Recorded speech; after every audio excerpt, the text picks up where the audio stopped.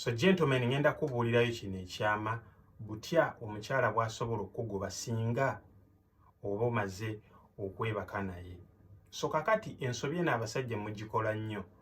Omukazi omaze naye ebbanga ng'omukwana oba olina bw'omugye nga mutuufu abadde akulabikidde bulungi. Omukazi kasita omala okwebaka naye then kitegeeza oba omaze okuwangula amaanyi gwagayina.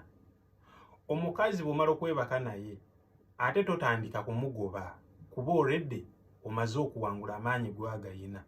Omukazi bw'omala okwebaka naye n'atakomawo kulaga nti oba akutekisinga akukeberako oba ayagala muddemu musisinkane, manya yabadde ayagala just kwebaka naawe.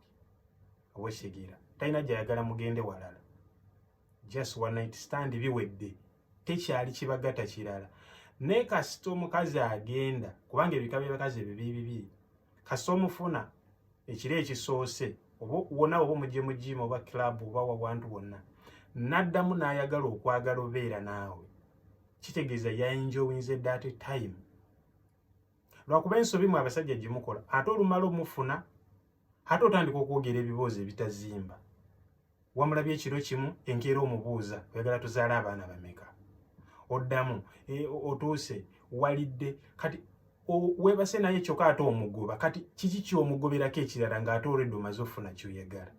Just setting standards, kuba already omukazi bw'abanga alaba nti atandise reaching out gy'oli ng'omaze okwebaka naye, then setting standards ye, kuba already amaze okulaga nti ali interested, ayagala kuddamu kulaba.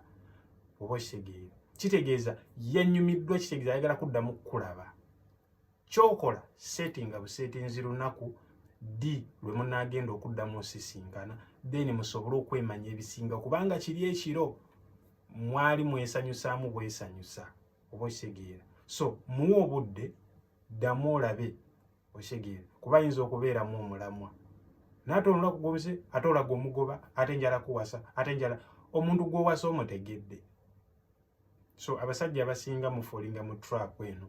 Omukazi kasita wakuba omubiri gwe gw'olowooza kati baasi omuyina ono ngenda muzaalamu, banange mulungi.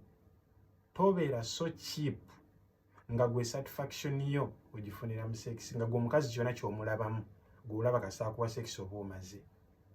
Then omukazi tasobola kutekinga serious kubanga oba tolina value bw'obanga gwe obuzito bw'omukazi bwonna n'obusobozi bwe n'amaanyi ge gonna gw'ogalabira mu buliri, then oba musajja si kibotte. So guys, teweerabira ogenda ku YouTube channel yange Best Media UG, linki yange eri wansi mu bio, gendayo osobola olaba video ezisingako bwe ziti.